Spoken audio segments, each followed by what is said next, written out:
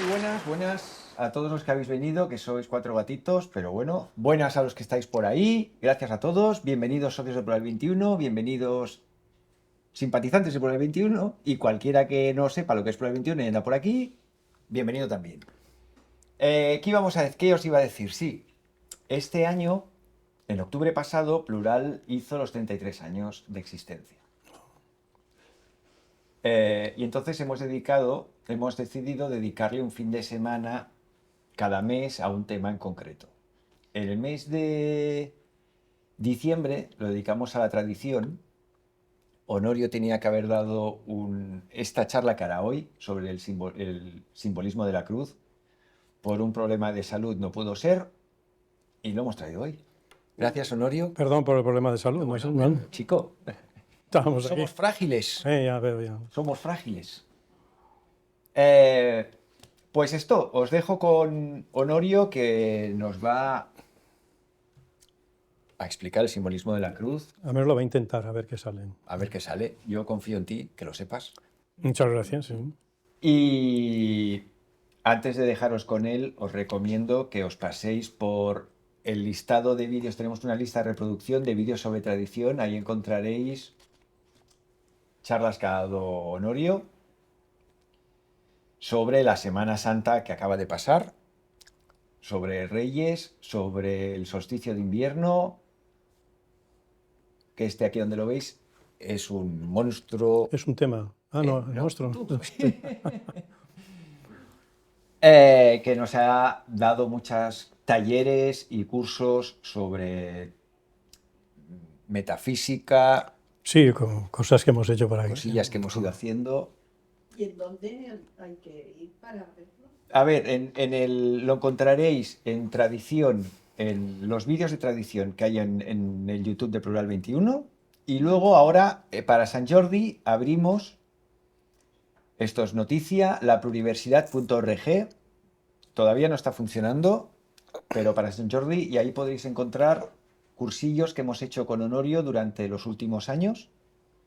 Uno de Hicimos uno que era todos los sacramentos. todos los sacramentos. Luego hicimos del libro Metafísica Criterios. Exacto, criterios metafísicos. Hicimos casi todos los capítulos. El Sermón de la Montaña. Sermón de la Montaña, la doctrina cristiana, que también se hizo. Era una trilogía. El Sermón de la Montaña era el primero, luego había el sacrificio de la misa, que consistía en la misa, y luego los sacramentos. Hicimos los sacramentos y el primero, el Sermón de la Montaña. Del Sermón de la Montaña todavía me queda algún vídeo por editar. Todavía no los encontraréis en la pluriversidad, pero si todo va bien, en cuestión de un mes lo tendréis todo. ¿Vale? Dicho esto, Honorio, aquí te dejo con la gente. Vamos al simbolismo de la cruz, a ver Todo para ti. que nos enteramos, ¿no? Bueno, pues muchas gracias por la asistencia. Os puedo decir que si leéis la obra de Guénon, algunos lo leen a la primera, les es fácil. Otros nos cuesta más si tenemos que insistir. Entonces, de la obra de Guénon hay 3 libros que son El hombre y su devenir según el Vedanta, el devenir del alma según el hinduismo, el Vedanta, el simbolismo de la cruz y los estados múltiples del ser. El que entiende esos 3 libros entiende a Guénon. Entonces me costó bastante. Entonces lo hice por el simbolismo de la cruz, todo se cruza, es todo lo que se cruza en el universo. Entonces tuve que empezar a dibujar porque si no, no entendía nada. Y salió una especie de estrato con los dibujos que hicimos, que es lo que vamos a hablar hoy, para que vamos viendo. Pero me vais parando porque hay cosas que cuesta un poco de entender. Entonces voy siguiendo un poco los capítulos, lo que dicen, veremos algunas imágenes para verlo. Y empezaremos primero, hay una cosa que dice aquí que está muy bien, un capítulo que es el tercero, dice, el simbolismo metafísico de la cruz. Os leo solo un párrafo que hay aquí al principio. Dice, la mayoría de las doctrinas tradicionales simbolizan la realización del hombre universal. Ahora explicaremos lo que es el hombre universal. Por un signo que es por todas partes el mismo, porque es el de aquellos que vinculan directamente a la tradición primordial. Es el signo de la cruz, que representa muy claramente la manera en que esta realización se alcanza por la comunicación perfecta de la totalidad de los estados del ser. Esto que parece un comprimido, diremos que el hombre universal, el hombre en su desarrollo espiritual puede alcanzar 2 niveles, que son los misterios menores y los misterios mayores. Los misterios menores es que el hombre realiza su estado de existencia como ser humano. Se culmina como ser humano, que sería la vuelta a lo que era el paraíso antes de la caída. Entonces se forma el hombre verdadero. Y es en ese estado, que es el estado humano, ya lo ha realizado todo. Está preparado para realizar el resto del universo. Entonces, el resto del universo es trascendernos su estado, todos los estados del universo. Y si lo hace, que se puede hacer, pues se convierte en el hombre universal, que es lo que ha citado ahora. Entonces, la vía o la simbología que tiene para llegar al hombre universal es el simbolismo de la cruz, porque tiene que pasar por cruces, por todo lo que se cruza en el universo. Entonces, esta es la base que he querido introducir. Bueno, vamos a ver, estamos desde el principio. En principio es el punto. Hay un punto. Os pongo la simbología que pongo siempre, perdón que sea una pesada, pero es que es muy clara, que es el mar y la evaporación. El mar sería la inmanencia y la evaporación la versión del uno. Y versión del uno quiere decir universo. Universo es versión del uno. O sea, del mar hay una voluntad que se versiona y exterioriza parte del mar en individualidades. Si el mar sería el nirvana, por decirlo en budismo, la exteriorización sería trocitos de nirvana que se exteriorizan y salen y forman lo que se llama el universo, esa versión del uno. Entonces de ahí ese uno se tiene que manifestar, sale un punto. Geométricamente hablando, es un punto. Entonces, ¿el punto qué hace? El punto, para manifestarse, se repite a sí mismo y sale otro punto. Es decir, es el ejemplo que ponemos siempre. Si hacemos una línea en un papel, tenemos que apoyar el lápiz en un papel, con lo cual saldrá un punto. Y si movemos el lápiz, saldrá una línea. Esa línea será el primer punto repetido n veces para formar la línea, pero todos los puntos serán el primero. Y sin el primero no hay línea. Eso lo tenemos claro. Por lo tanto, todo dependemos de ese primer punto. Entonces, el primer punto, ¿qué hace? Para versionarse en lo que es el universo. Se manifiesta repitiéndose en lo ancho, lo alto, en todas las dimensiones. Por eso Guénon te dice que el verbo, que teóricamente es el primer punto, según el Evangelio de Juan, que dice por el verbo todo fue hecho y no se hizo nada que no saliera del verbo, por lo tanto el verbo sería ese primer punto. Entonces dice que el verbo es la distancia entre el punto y su desdoblamiento. Hablamos ya de geometría, ¿eh? Entonces, ¿cuál sería el máximo desdoblamiento del punto? La esfera, porque ocuparía las tres dimensiones y bajo el principio de igualdad todos los radios son iguales.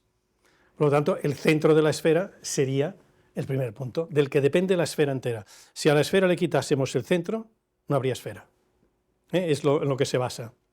Entonces, de esa esfera se prolonga hacia arriba y hacia abajo, sale un eje, que sería el eje Zenit-Nadir de la esfera, y ese eje se amplía a sí mismo en lo que serían lo que llamamos grados de existencia, o donde esos mini nirvanas o trocitos se habitan, se mueven en el universo. ¿Cómo es el movimiento de la posibilidad universal?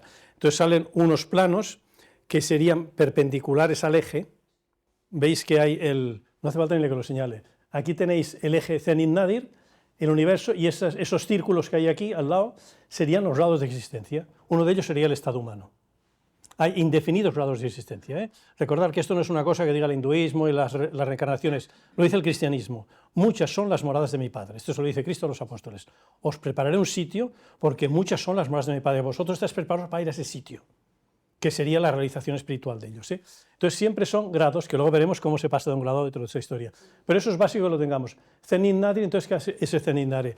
Se desplaza a lo ancho, a lo largo y a lo alto, y ocupa la bóveda entera. Entonces tendríamos que, imaginamos, cogemos un plano, aquí tenemos este, oeste, norte, sur, Zenit-Nadir.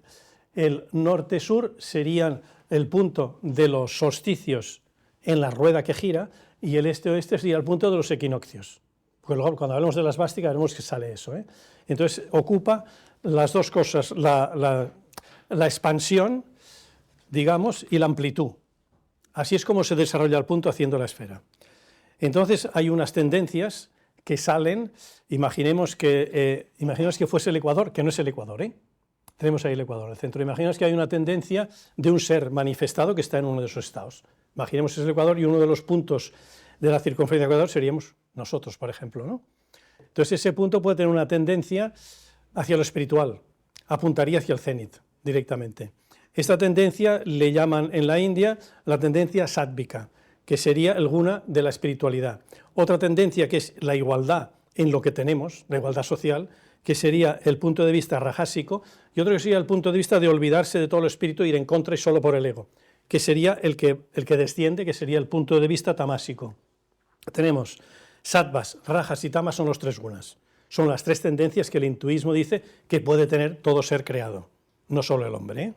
pero como nos afecta a nosotros como seres creados, lo cita Guénon en uno de sus artículos, lo pone muy claro. Luego habrá una cosa que pone la unión de los complementarios. Si quieres poner la página 13, no, estas son las tres gunas que hemos dicho, Barajas y Tamas. ¿Ves la tendencia como marca la flecha?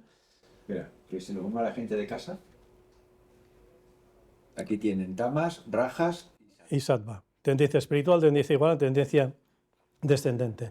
Esto es un capítulo que llama la unión de los complementarios, que vemos que un complementario sería la base perpendicular de un estado y el otro sería el plano perpendicular, que sería el principio activo y el principio pasivo, porque el principio activo es la voluntad del cielo que baja y el ser perpendicular, que sería el estado de existencia, la coge y forma una cruz de 90 grados, evidentemente. Entonces, por eso se llama el principio activo. Incide y el otro acoge esa incidencia y la realiza en él para que lo haga. Esto, como veréis, luego lo hablaremos también, es el yin y el yang de los taoístas, sería eso. El yang sería la parte positiva, el yin la parte negativa. Viene representada el yang por un trazo continuo y el yin por un trazo intermedio, que está cortado por el medio. Serían las dos actividades. Que sería, visto en el punto de vista metafísico, sería el Purusha y el Prakriti. Purusha es la esencia y Prakriti sería la sustancia. Como el hinduismo llama Purusha Prakriti, sería Purusha la espiritualidad, cómo influye en toda la manifestación del universo. Y Prakriti sería esa influencia hecha en cada estado. En nuestro estado sería pues, la materia que estamos con el cuerpo y eso. Eso sería Prakriti. Prakriti sería la circunferencia horizontal que tenéis ahí y Purusha sería el plano vertical que la corta. De ahí son los planos de expansión. Es bueno que tengáis que todos los planos perpendiculares al eje se alimentan del eje. Por eso el eje tiene el principio activo y los otros el principio pasivo de recibir esa actividad. Eso es lo que te viene a decir en este capítulo. Ahí veis que toda la tendencia que se puede tener partiendo del centro, por ejemplo, imaginaos que ese círculo, un círculo sería el estado humano. El estado humano veis que en el centro sería el paraíso. Entonces, en la caída nos hemos ido apartando del paraíso hasta llegar al límite de nuestro estado, que sería el límite de esta circunferencia. Sería una línea expansiva hacia afuera. ¿Vale? Entonces, eso sería la degeneración del espíritu. Entonces, hay una línea que va hacia adentro, que sería la contraria, que sería la regeneración. La fuerza centrífuga, la fuerza centrípeta. Se manifiesta en todos los planos que hay, tanto en los tendentes, en el tendente vertical, que sería el activo, hacia arriba y hacia abajo, y se extiende hacia los lados en cada estado que va tocando. Eso es lo que viene a repetir. Pensar que hablamos de todo lo que se cruza en el universo en este momento. Luego hay otra cosa que es curioso, porque no ponen muchas cosas. Por ejemplo, la guerra y la paz. Es curioso eso. Entonces se interpreta que metafísicamente hablando, la guerra sería lo que ocurre en el plano de expansión, en un estado manifestado. Cómo discuten los seres creados en ese estado, que le han dado stop a ver si se encuentran y reencuentran en el centro alimentándose del eje vertical. Entonces la guerra sería lo horizontal y la paz sería el eje vertical que baja. Entonces toda guerra lucha para encontrar ese eje, para volver al paraíso. Paraíso es la esencia de ese Zenin Nadir que alimenta los estados, sería lo que sería la paz, lo que se busca. La paz sería la tranquilidad donde no hay variación, donde todo es constante. Los chinos lo llaman al eje Zenin Nadir el invariable medio, porque no hay variaciones. Las variaciones están en la expansión, donde estamos nosotros. Recordar cuando hablábamos de las castas y los yugas en el hinduismo, decíamos que estaba el paraíso, pues después del paraíso, después de la caída, se hacía lo que se llamaba el Manvantara o ciclo de la humanidad, que se dividía en 4 partes, que eran los 4 yugas, la edad de oro, la de plata, la de bronce, la de hierro, que es el alejamiento hacia el centro, esa fuerza centrífuga que tiene. Entonces, de ahí que hacía la iniciación, buscar la fuerza centrípeta para volver. Entonces, todas esas fases sería la guerra. ¿Cómo se halla la paz? Cogiendo el eje, volviendo otra vez y asimilando lo que dice el eje principal o el invariable medio que dicen los chinos. Que no lo interpreta con eso, da esta simbología. Luego habla del árbol de en medio, aquí no hay dibujo, del árbol de en medio, nos referimos al paraíso, ese árbol, el árbol de la ciencia, el bien y el mal, y el árbol de la vida. El árbol de la vida es el árbol de en medio, es el que está en el centro, y entonces de ese centro es el que tienes que alimentarte porque cogerás la parte activa, te alimentarás del espíritu y comerás del árbol de la vida. El árbol de la ciencia, del bien y del mal, es el árbol de que no hay que comer, es el árbol de la dualidad. Pensar que en nuestra simbología, cuando pone Dios a Adán y Eva, lo pone porque tienen que ser 2, porque vienen de la dualidad, porque vienen de un estado inferior al estado humano, por eso llegan a ese estado humano con densidad, con cuerpo y esto, a ver si lo superamos, pero tienen que superar la dualidad. Entonces pone del barro, sopla, influye, pone el alma de Adán, Adán le saca una costilla, píntalo como quieras, y le pone la pareja a Eva, para que ellos se encuentren en el andrógino otra vez y formen la unidad divina que hay en ellos. Pero tienen que superar esa dualidad. Entonces están en el paraíso y tienen el árbol de la vida, es el árbol de medio para superarla. Y del árbol que no tienen que coger es el árbol de la ciencia del bien y del mal, que es el de la dualidad, seguir en la dualidad. Evidentemente cogen de ese árbol. La serpiente se enrolla y está definiendo. Los rollos de la serpiente son los estados múltiples del ser. Cada enrollamiento de la serpiente sería un estado nuevo de existencia, que lo está haciendo, pero fíjate, se separa del eje la serpiente, para ver lo exterior, sería la caída, el separarse del centro. Y entonces ahí le hace comer pues, el fruto, etcétera, etcétera, tiene que hacerse la caída. Muchos preguntan, ¿y por qué la caída? Podían no haber caído. Que también sería, se puede caer o nos está pasando a nosotros esto. Podemos comer del árbol de la vida o del árbol de la ciencia, del bien y del mal. ¿Qué ocurre? Que el ciclo de la humanidad tenía que manifestarse. ¿Por qué? Porque saldrían las 4 edades, con los 4 yugas, las 4 edades, y saldrían después las 4 castas en cada edad cómo se moverían. Porque los que viniesen de un estado inferior al estado humano, según la condición que hubieran hecho en el estado anterior, les convendría aparecer en la edad de plata, en la edad de oro, en la de bronce, en la de hierro, según lo que hubieran hecho. Pero esas edades tienen que estar para recibir a las almas perdidas de un estado inferior, que les han dado la ocasión de estar en el estado humano, cuando se produce el nacimiento aquí. Por eso está eso así. El hinduismo lo explica con las castas y los yugas, que está muy bien explicado en ese aspecto. Las tradiciones abrámicas lo explican a través de la caída de Adán y Eva y la manzana y eso, que está muy bien. Esto las 3 abrámicas lo tienen, judaísmo, cristianismo, islam, se basa en eso. Viene a explicar esto. Por eso el árbol de en medio sería el que está en ese eje. Si el plano baja, el eje zenit nadi sería el árbol de en medio. Ahí es donde tenemos que ir a parar en la realización espiritual que tenemos. Y ahora viene uno que se llama la esvástica. Hablaremos un rato de la esvástica. Vamos a ver cómo funciona esto. Aquí tenéis, está claro la figura, ¿no? Sí. Vale, tenéis el universo, la esfera, el eje principal, que es el que está en puntos, y después tenéis el ecuador. Entonces, digamos que si los estados que hemos visto antes, círculos perpendiculares, son grados de existencia, y cuanto más pequeño es el grado de existencia, estaría más cerca del cenit, la realización espiritual sería más alta. Y cuando es más alejado de todo, estaría más alejado del cenit, por lo tanto, la realización más difícil. El más alejado es el ecuador, que es el que veis aquí pintado de negro. Ese ecuador, ¿qué sería? El infierno. ¿Por qué? Porque es lo que está más alejado del eje. Geométricamente hablando, Geometría tenéis que ver que como el ecuador es lo que está más alejado, está en los estados inferiores. Entonces, ¿cómo se progresa? Del ecuador se progresa hacia los polos, hacia el eje. Y se progresa de 2 maneras, hacia el cenit o hacia el nadir. Entonces vemos que el progreso puede ser hemisferio norte, progreso del ecuador hacia el cenit, va subiendo en forma levógira. Y veis que hay un giro, que es la esvástica, todos sabéis lo que es la esvástica, es la cruz gamada de Hitler, pues eso es la esvástica, que Hitler la cogió del hinduismo y se la aplicó porque decía que la raza alemana era como la raza aria, ahí se lió como una moto, pero en fin, y que venía del sánscrito su idioma, que era cierto, y que cogía ese símbolo para su guerra particular. Además decía que la raza aria, que la raza no es ninguna raza, es una palabra sánscritario, que significa, sabéis que había 3 castas, brahmanes, espiritualidad, kshatriyas, conveniencia social, la paz social, vaishyas, que eran los que trabajaban, los que creaban industria, los autosuficientes y esto, y los shudras, que eran los que trabajaban para otro y no querían saber nada más. Entonces, todas las castas tienen derecho a lo que sería lo religioso, el dogma, conocer el dogma y realizarse religiosamente, es decir, cumplir con los mandamientos. Pero las tres primeras castas serían los vaishyas, los constructores o los comerciantes, los políticos y militares, los kshatriyas, y los brahmanes, los sacerdotes o lo espiritual, serían esas castas, tienen opción para la vía iniciática, pueden llegar a iniciarse en una vía iniciática, cosa que los shudras no pueden porque se conforman con eso y no quieren saber nada. Entonces, los arios son los que pertenecen a las 3 primeras castas. Esto es lo que dice el hinduismo.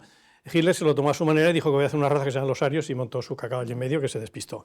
Pero en fin, se inspiraba en eso. Y cogió la esvástica como signo, que es que llevaba el signo que tiene Hitler, era ese, que no es más que una cruz que cuando está quieta está parada, pero cuando gira se forman unas estelas en las puntas y que marca como las tangentes sería, y marca el sentido de giro. Aquí veis que en el hemisferio norte está girando a nivel levógiro, quiere decir que deja la izquierda en el centro y va circulando. El levógiro es que este sería el hemisferio norte, pero en el hemisferio sur mirad que es destrógiro, que deja la derecha en el centro. ¿Cómo lo sabemos esto? Lo sabemos por el giro del agua en los 2 hemisferios que tenemos. Si miráis el giro del agua en el hemisferio norte, gira destrógiramente, y en el hemisferio sur, al revés. Esto lo dice y lo sé, pero yo, como no me fío, lo he querido comprobar, y un amigo que fue a hacer su viaje de bodas a Sudáfrica, digo, oye, ponme la bañera, deja caer el agua, a ver cómo gira y me lo pasas en un vídeo.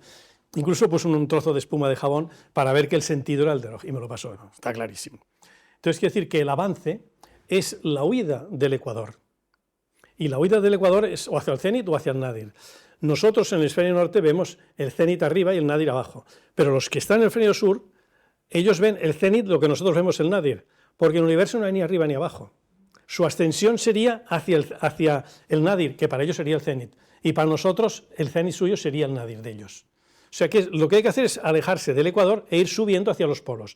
Entonces, lo religioso que haría, subiría por el límite de la esfera, haciendo círculos y círculos, círculos hasta llegar al cenit, la realización espiritual. Esto sería lo religioso.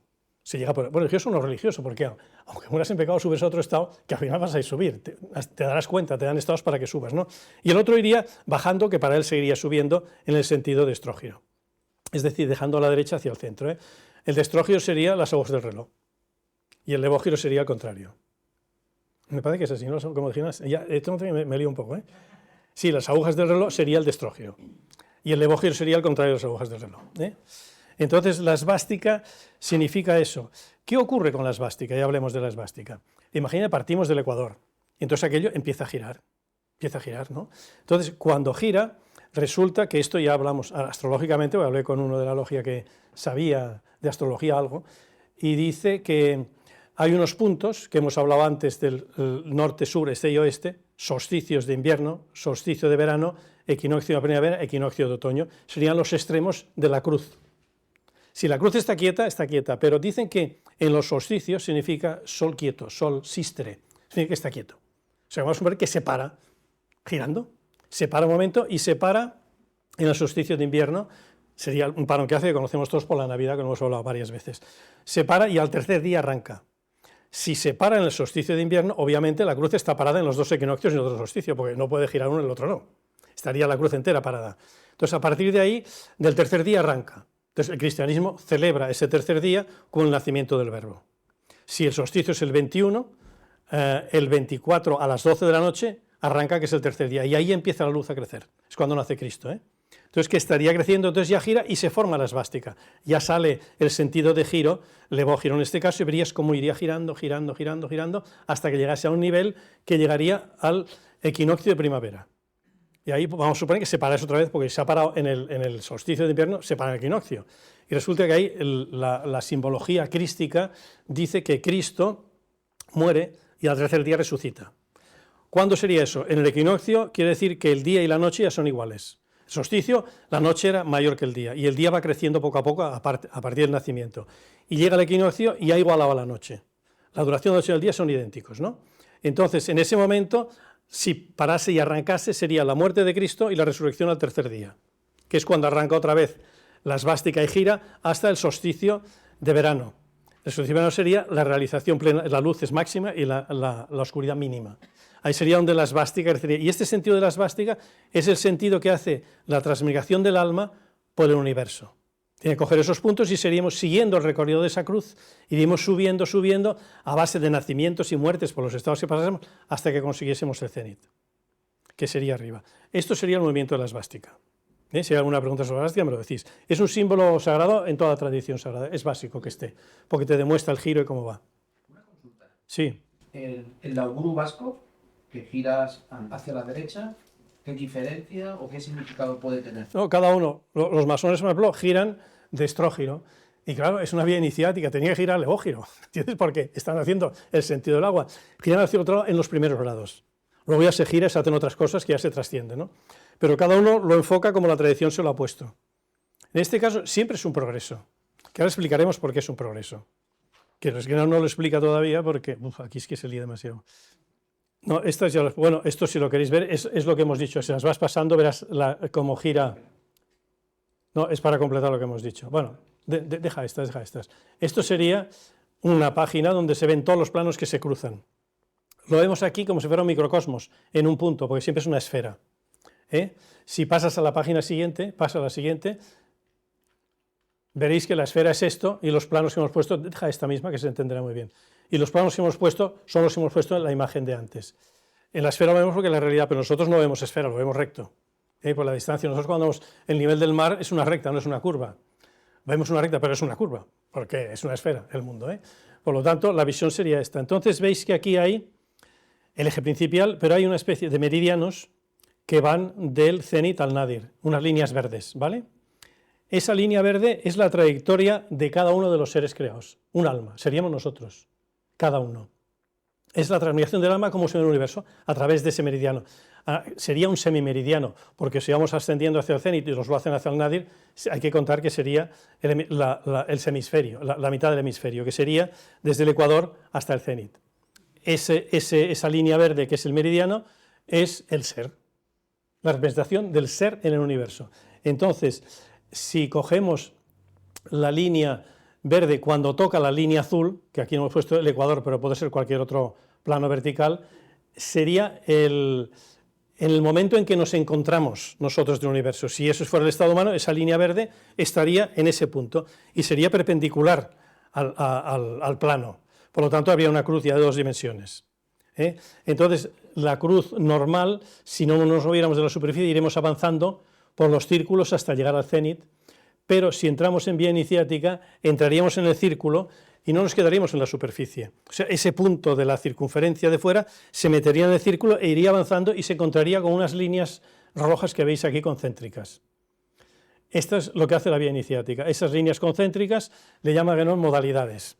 Y son modalidades que tienes que ir trascendiendo cuando vas apuntando a tu realización espiritual. Por ejemplo, os puedo decir 2 modalidades. Una sería el espacio y la otra sería el tiempo. Por eso, cuando el individuo llega al centro del círculo, donde el eje toca al centro de su plano, y sería el andrógino, ahí ya habría trascendido el espacio y el tiempo. Estaría en la parte eterna de ese mundo que lo llevaría a la realización plena del hombre universal, del universo entero. Entonces veremos que la vertical de tu ser la trayectoria de tu ser en el universo, la horizontal del que estás haciendo en este momento y la vertical que tiende hacia el centro forma una cruz cúbica. ¿Vale? Nosotros tenemos todos una cruz cúbica y nuestra cruz cúbica se va moviendo a medida que nos vayamos yendo. Si vamos entrando, aquí no lo vemos bien. ¿Cómo es una cruz cúbica?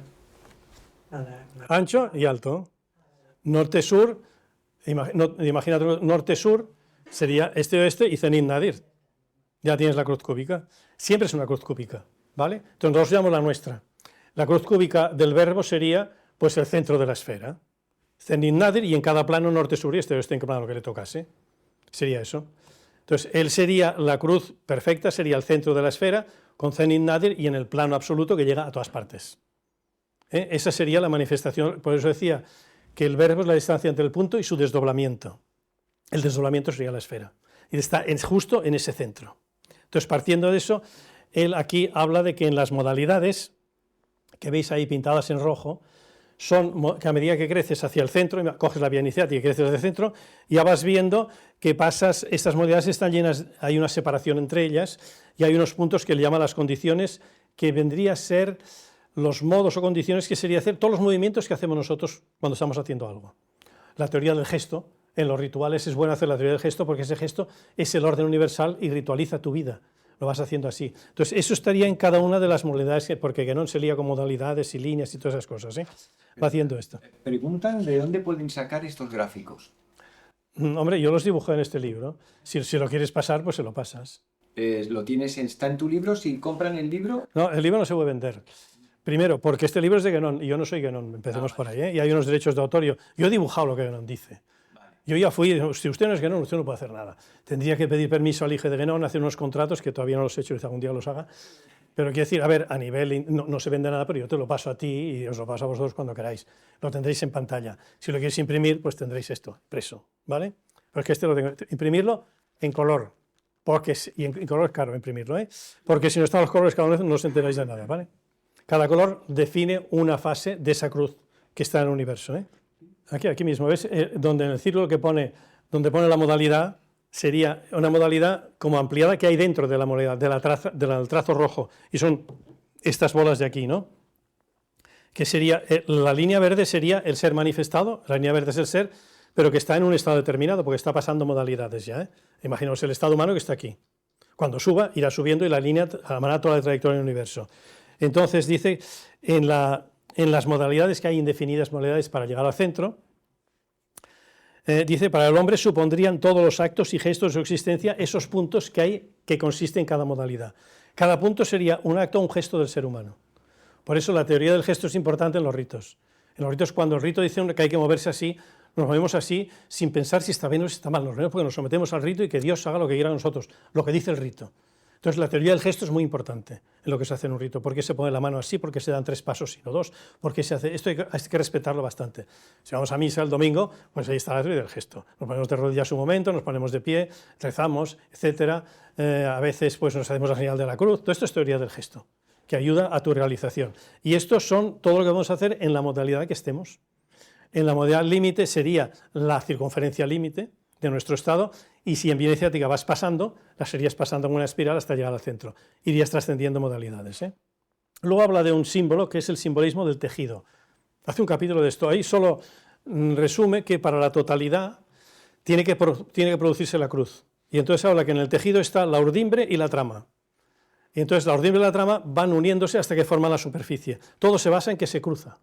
No tiene dibujos el simbolismo del tejido, porque como solo es urdimbre y trama, tú ves pasando dibujos, pues si quieren, y si quieren preguntan sobre esto, vamos haciendo, porque hay tanto dibujo aquí en medio. Es que tuve que dibujarlo, si no, no lo entendía. Sí. El signo que dice usted del Hitler, ¿no es de los nazis ese signo? No, la esvástica, la cruz, esta que es falda. Sí, no, eso es un signo sagrado del hinduismo. Que los nazis lo cogieron y se lo pusieron por su cuenta, pero es del hinduismo, un símbolo sagrado. Se llama la esvástica, es la cruz esvástica. Él le llama la cruz gamada, ¿vale? Porque son gamas las letras más o menos que forma. Y es la que se ponían los nazis, sí, se la pusieron, porque él quiso coger, él decía que el sánscrito era lo mejor, Hitler, y que todo el sánscrito tenía que hacer, que el hombre tenía que arreglarse, entonces había que barrer a todos los que iban mal y hacer una raza nueva. Esa es la teoría de él. Y decía la raza aria que había entendido mal lo de la aria. La aria eran los que habían nacido en las 3 primeras castas por su acceso a la vía iniciática, que no era ninguna raza, era una cualificación con la que nacían algunos. Y Hitler lo cambió, y cogió su signo y se lo puso, pero es un signo sagrado. No en el hinduismo, en todos lados. En China no te digo nada, la corriente de las formas, que también lo hablaremos luego, es como va girando la forma y se va formando la esvástica que gira. Es el sentido de giro hacia el eje, para volver al eje otra vez. Es un símbolo sagrado. Que lo cogiera Hitler o lo coja 40 es el que haga lo que quiera, pero el núcleo está en la sacralidad de ese símbolo. Y una de las tradiciones que lo manifiesta mejor es el hinduismo. Por eso lo explica el hinduismo y cómo se mueve y da todos los signos que tiene que dar. Y el taoísmo también, en el sentido de lo que llama la corriente de las formas, es esa espiral alrededor de un eje que son el Tao o la vía, que es por donde el alma transmigra para llegar otra vez al eje. Eso lo explica el taoísmo. Y ahora vamos a lo importante para que nos demos cuenta. A ver, estamos en un grado de existencia, pon una circunferencia cualquiera, una esfera con circunferencias de lo mismo. Aquí veremos lo que pasa. Imaginaros que somos un ser que estamos en el límite, no hemos entrado en vía iniciática. Y está la circunferencia límite, que sería un grado de existencia por encima del ecuador, ya hemos subido. Y entonces seríamos puntos de esa circunferencia. Y nuestra vida sería, el transcurso de nuestra vida sería dar la vuelta a toda la circunferencia y cuando la cerrásemos llegaría a la muerte física. ¿Vale? Nos habrían dado el estado del estado humano, lo que hemos podido hacer en este estado. Entonces, si se forma una circunferencia, el último punto que llega se identifica con el primero y la cierra. Entonces es una circunferencia. Pero esto no ocurre. No ocurre porque si se cerrase, supondría que se repite. Y entonces la posibilidad universal no se repite nunca. Todo lo que hace siempre es nuevo. Por lo tanto, porque una repetición supondría una limitación, y la posibilidad universal es ilimitada, es infinita, no tiene límite. Por lo tanto, no puede repetir algo. Veréis que no hay ningún día que sea igual al otro. Haremos cosas parecidas, pero siempre hay distinciones entre un día y otro. Por eso no hay repetición ninguna. Entonces, ¿qué hace el último punto? Se sube encima del primero, de la circunferencia, y crea otra nueva circunferencia, que ya no es una circunferencia, es una espira. Y se crea una espiral. Entonces, esa fuerza que hace que el último punto suba encima del primero, en el taoísmo los chinos le llaman, no me acuerdo el nombre en chino porque no sé chino, pero la traducción es la voluntad del cielo. Ellos dicen que hay una voluntad ajena totalmente al hombre que hace que el último punto no cierre y forme una nueva espira y otra espira, entonces se crea la espiral de la corriente de las formas. Entonces, esa fuerza que hace, como es ajena al hombre, el taoísta, ¿qué intenta hacer? anular su voluntad y someterse a la voluntad del cielo. Pues entonces gira, todos sus gestos, todo lo que hace es según la voluntad del cielo, sería el realizado en vida, el que hace esto. El taoísta persigue esto y el musulmán igual, ¿eh? Islam quiere decir sumisión. Sumisión quiere decir que yo me someto a la voluntad de Alá. Mi voluntad ya no es, solo es la de Alá. Si nos vamos a la Virgen María está clarísimo. El ángel le dice la revelación y ella dice que se haga en mí según su voluntad. Está diciendo lo mismo que un musulmán y lo mismo que un taoísta. Abre los brazos, se haga la voluntad divina, la mía ya no es. Y esa voluntad es la que hace que no se repita nada y entonces empieza que todos esos círculos que hemos visto no son círculos, son espirales que van corriendo. Esto hay dibujos que hemos pasado, no sé si lo han visto. Y aquí se ve, imaginar los dos estados, que son las líneas azules, serían dos estados distintos. Los hemos puesto bastante separados, para que se vea. Y entonces ahí veríamos que la línea azul que empalma una con otra sería que ha llegado al último punto y empieza en la otra la nueva espira. Ese paso entre las dos circunferencias de la línea azul que las une sería la unión de las dos y eso es como la muerte física y el nacimiento del nuevo estado.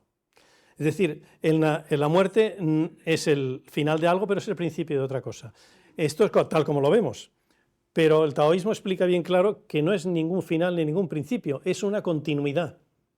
El alma, aunque salga del cuerpo y vaya a otro estado, continúa viva en lo que le toque estar en el siguiente estado, según lo que haya hecho en este. Entonces todo funciona así. Y las modalidades, como veis, sería algo parecido, porque el crecimiento, imagínate, aquí hemos puesto en la línea azul un punto, que es el más externo, ¿no?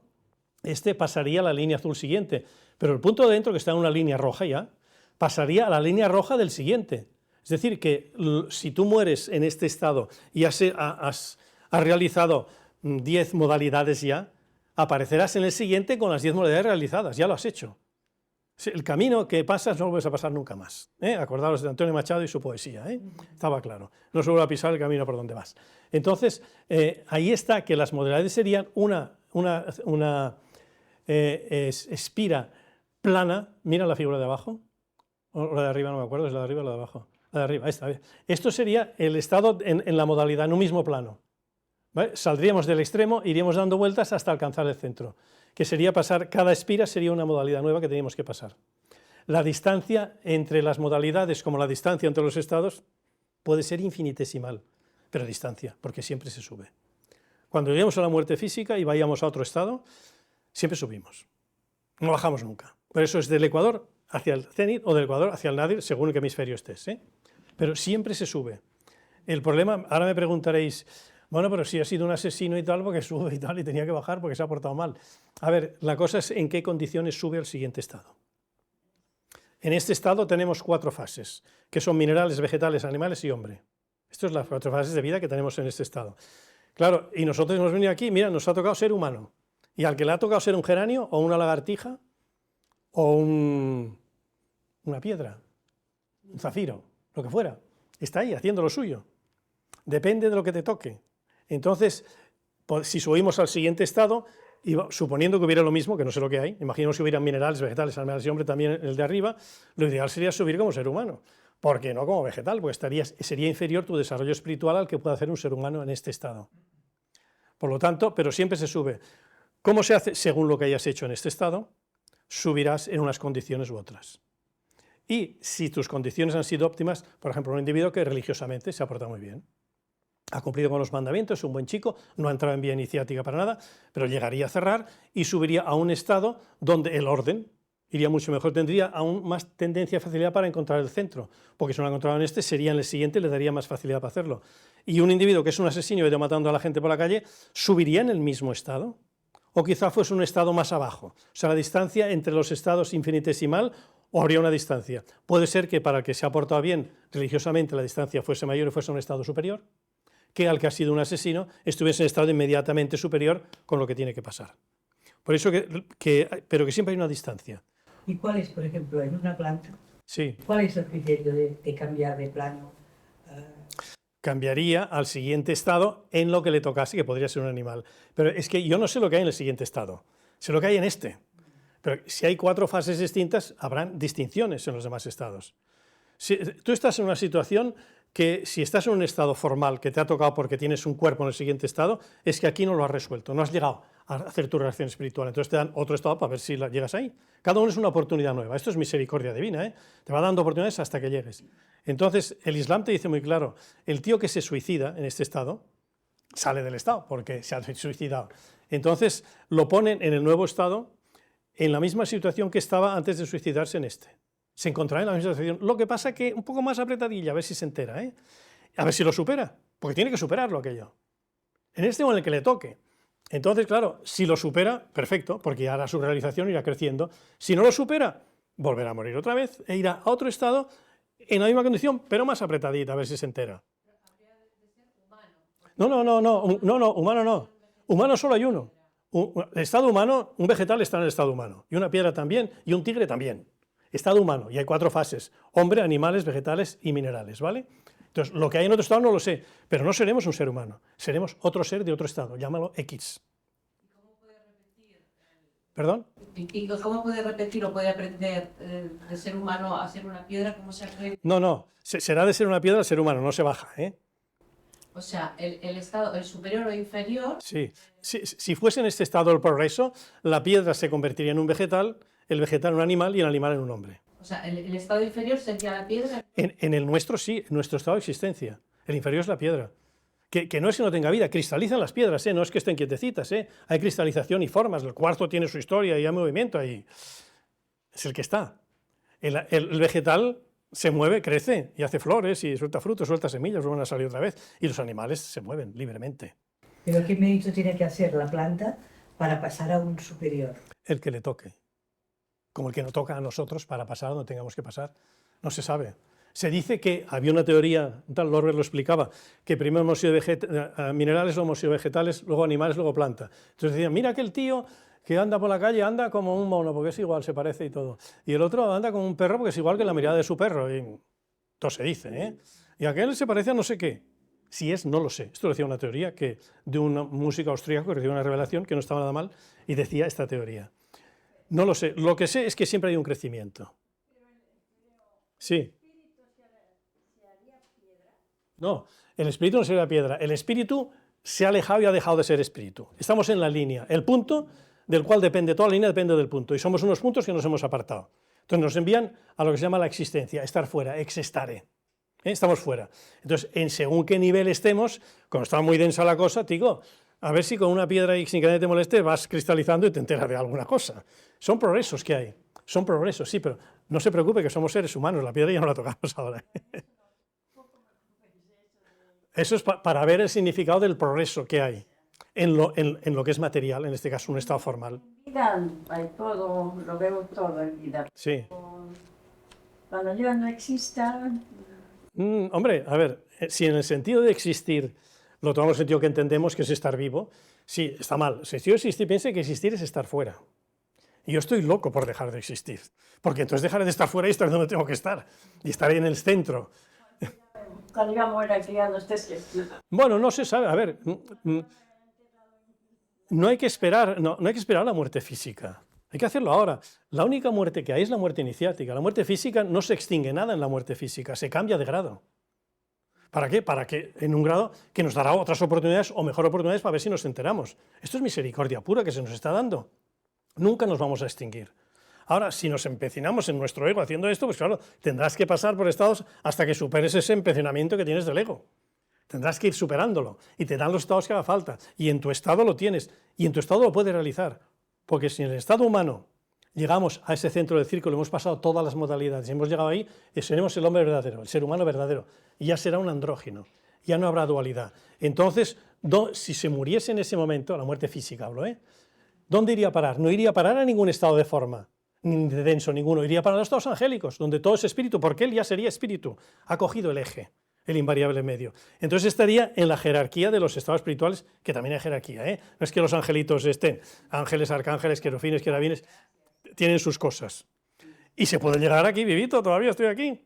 Y resulta que he llegado a los estados estos, estando vivo aquí, y he llegado a trascender todos los estados espirituales. Y he llegado al cenit, la unidad divina. Dios y yo somos lo mismo. No es que seamos lo mismo, es que me he enterado de que siempre lo hemos sido y yo no sabía de qué iba. Eso, y lo haces, y todavía no te has muerto, físicamente estás aquí.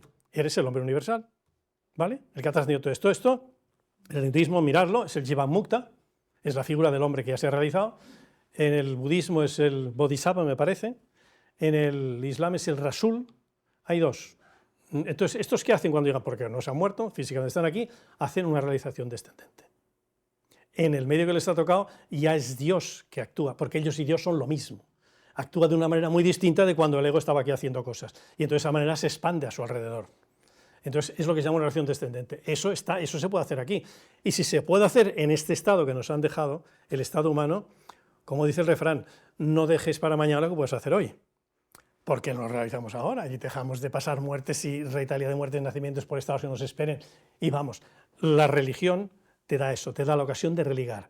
Y la iniciación te da que esa religión entres en su núcleo y la realices. Y puedo hablarte también de eso, lo he dicho alguna vez. ¿Quién era este? No me acuerdo. Mark Twain, puede ser, un escritor americano que hablaba sobre Huckleberry pues exacto. Este dijo que los 2 días más importantes en la vida de una persona son el día que nace y el día que descubre el porqué. Claro, a todo el mundo que nace le interesa descubrir el porqué. Unos sí, otros no. El que le interesa descubrir, entra en la vía iniciática. ¿Qué hago yo aquí? Entra en el núcleo. Le gusta eso. Entonces tienes el típico ejemplo de Cristo y el rico que le dice, ¿qué tengo que hacer para salvarme? Y Cristo le dice, cumple con los mandamientos, lo religioso, y te salvas, y te sientas a la derecha del Padre, lo cual no está nada mal. Esto, la religión te lleva a eso, que sería subir por la superficie, no entrar en el círculo, ¿eh? Y el rico le dice, oye, que esto ya lo hago. ¿Ah, sí? Pues déjalo todo y sígueme.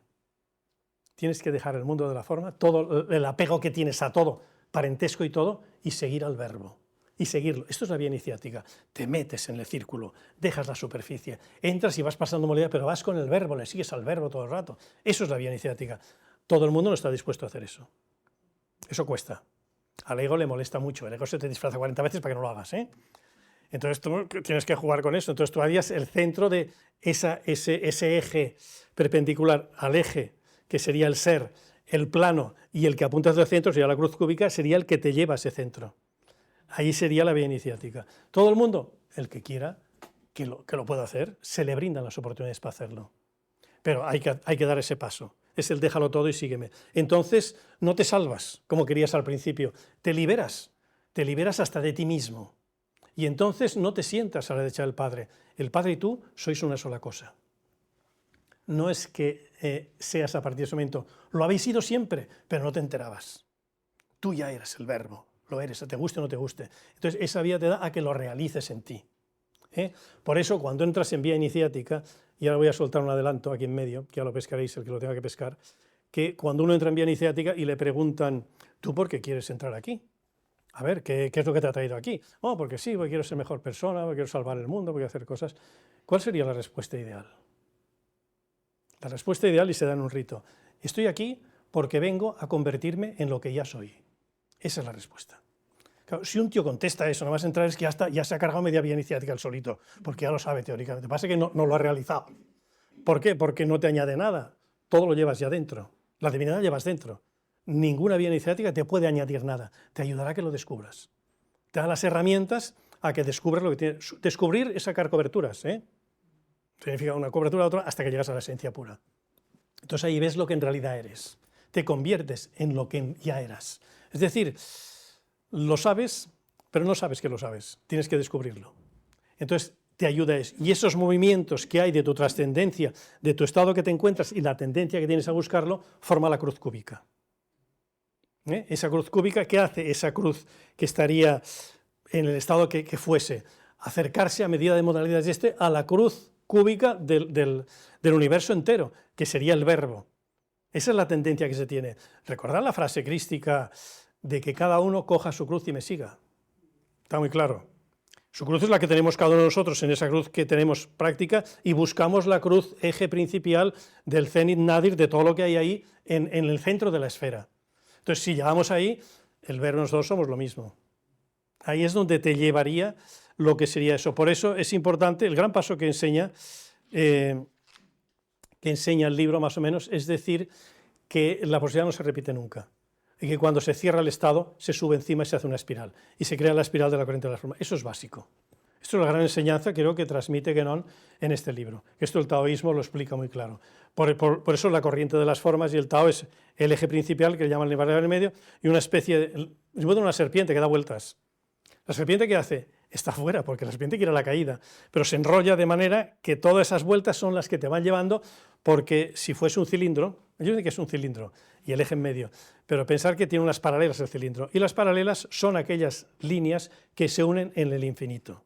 Dicen las clases de matemáticas de cuando iba a hacer matemáticas, o en lo indefinido, al final se unen, que sería si es una esfera en el cenit, o en el nadir para el hemisferio sur. Entonces sería esto, la manera de unirse por fuera y la manera de unirse por dentro. Eso son lo que simbolizaría esa cruz. Luego también te habla de la ontología de la zarza ardiente, la zarza que le aparece a Moisés, esa zarza que tiene fuego y no se consume. ¿Qué le dice la zarza? Le dice, pero tú ¿quién eres? Yo soy el que soy. Imagínate el centro, Zenit Nadir, Oriente-Occidente del centro, que está hablando del centro, yo soy lo que es el centro, es lo que se manifiesta afuera y sale de lo que es. No es lo que fue y lo que será, es permanente esto.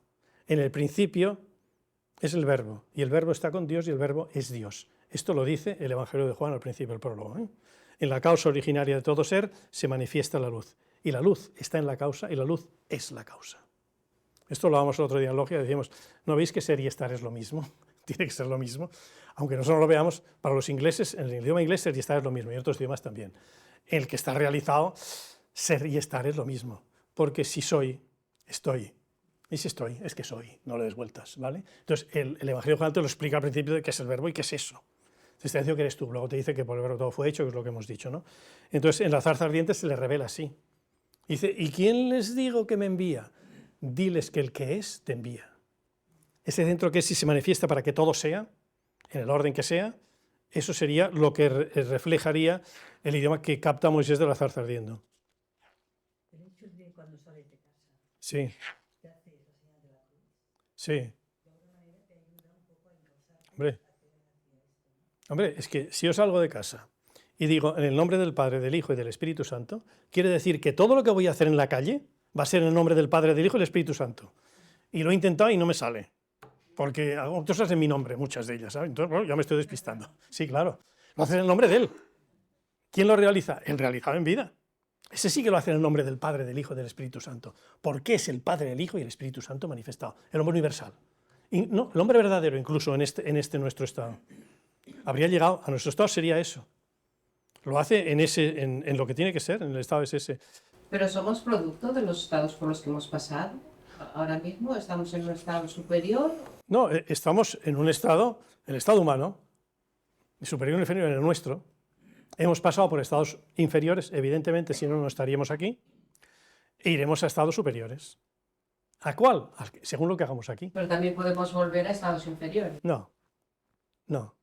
Siempre sube, la esvástica siempre sube. No hay caída. La caída normal sería la del estado, los estados angélicos que caen, y entonces seríamos nosotros. Por ejemplo, Lucifer, el estado por excelencia, el portador de la luz, se le cae la esmeralda de la frente en los abismos. Y entonces pierde el sentido de eternidad y se encaja en el tiempo, lo ve todo temporal, ya está encajado ahí. Entonces los que siguen esta serían los estados caídos, que les tienen que dar por misericordia estados formales, donde la forma y la densidad está, para que el alma en esa forma se encuentre a sí misma, vaya haciendo. Y tendrá los estados formales que hagan falta. Y el estado que estamos es uno de ellos, el estado humano en el que estamos ahora. Y si pasase los grados formales, ya no serían grados de existencia, porque ya no estaría fuera, no habría un exestare en los estados superiores del ser, los angélicos. Ya no necesitan la forma, son espíritus. Estos no están fuera, están siempre, saben que son el verbo en esa línea y hacen sus misiones. ¿Qué es la misión de los estados angélicos? Ángel significa enviado, mensajero. ¿Qué hacen? Tienen que hacer mensajes y enviarlos a los estados que todavía no se han desarrollado para ayudarles a crecer, a hacerlo. Y puede aparecer en la forma de la mirada de un niño, de un perro que cruza, de un pájaro que vuela, de una persona que te mira, de mil cosas. El ángel de la guarda, en todas las tradiciones está, hace algo. Hay mucha gente, estoy buscando parking, mira, el ángel de la guarda me ha conseguido aquel que puedo aparcar aquí. O quería que el semáforo se pusiera verde, o quería que pasar más rápido, y mira, he llegado antes y no me lo imaginaba. Haces cosas, y a veces el ángel de la guarda te hace tropezar, y te caes, te pegas un leñazo de miedo, y te hace caer porque pasaba un coche y te hubiera atropellado. Mira, te ha hecho que te caigas porque atropelle el coche, ¿no? Es decir, que todo Hay un equilibrio formal ahí. Que nosotros que lo queramos razonar, no, por favor, vivámoslo y disfrutemos de eso. La razón es la que lo estropea todo, pero quiere encajar todo, ¿no? Y no encaja ahí. Es la intuición. Que esto las mujeres tenéis ventaja sobre los hombres. A las mujeres les manda la intuición y al hombre le manda la razón. Entonces es más, por eso siempre hay que hacer caso, aunque el hombre con su orgullo y toda la historia a la mujer le molesta porque le quiere corregir y le explica cosas, si crea un equilibrio, es el matrimonio, sería eso. Sería el complemento de ambos, que formaría el andrógino. Eso es la unión hombre-mujer, que formaría esa unidad. Eso sería lo más correcto. Entonces hay que hacerlo esto en los sefirós del árbol de la vida, que serían los árboles sefiróticos, son los 3 triángulos que hay, pues veis que está la línea de en medio, el ser es, el que es, y las líneas de el rigor y la misericordia. Entonces, estas líneas crean un equilibrio entre todos. Y hay 2 actividades, la actividad derramante de los sefirot y la actividad recipiente. Entonces es necesario que la actividad masculina derrame y la recipiente reciba para que se forme con lo que ha recibido, cree todo lo demás. Por eso la mujer es más importante en ese aspecto. Por ejemplo, hay que hacer un plato. El hombre trae los ingredientes, pero la cocción la hace la mujer, siempre.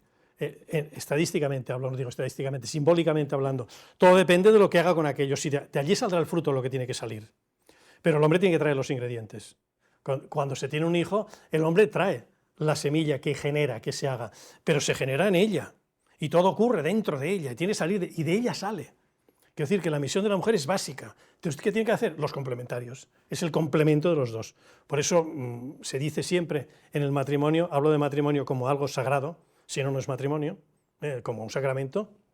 Claro, por eso te dice en el mismo sacramento, lo que Dios ha unido, que no lo separe el hombre. Lo que ha unido el espíritu en 2 espíritus que son uno, que no venga el ego y empiece a hacer tonterías y se vaya con uno por un lado porque soy más guapo que tú y me separo y tengo 4 novias, ¿vale?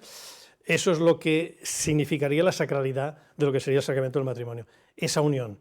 Y esa unión hace que aquel ángel que cayó un día, y como cayó ese ángel caído, estaba dividido en 2, esos 2 tienen que encontrarse en su cruz, como se llama por el universo, y se encuentran. Y esos 2 cuando se encuentran forman el ángel que se ha caído y vuelve a formarse otra vez. Eso sería el matrimonio metafísicamente hablando. Las 2 partes, yin y yang, ya no son yin y yang, son una sola cosa. Es la unión como la cruz va buscando la cruz cúbica central, el viaje ese que tiene que hacer. No sé si explico demasiadas cosas a la vez. Voy a ir preguntando, ¿eh? Acabas de decir el ángel caído. Ha Sí. caído de un estado que Sí. va bajado. Y no, sí, él sí, los ángeles pueden que la escala de Jacob suben y bajan los ángeles. Si suben es que antes han bajado, ¿entiendes? Bien claro. El ángel sí que, si se desprende de la unidad, cae en la dualidad. Entonces lo colocan en un estado material, para él es una caída. Pero el hombre, que ya estamos aquí, estamos en una subida, hemos caído, somos el ángel caído nosotros. Si no, estaríamos aquí, está clarísimo, estaríamos ahí angelitos arriba, ¿no? Estamos aquí porque tenemos que recuperarnos, recuperar esa intelectualidad espiritual perdida que hemos hecho porque nos apartamos del punto creyendo que éramos distintos de. Y estamos en nuestra existencia, el ex estare. Eso es lo que te lleva. Entonces, como eres una cruz que se mueve el universo, esa cruz va tendiendo hacia la otra.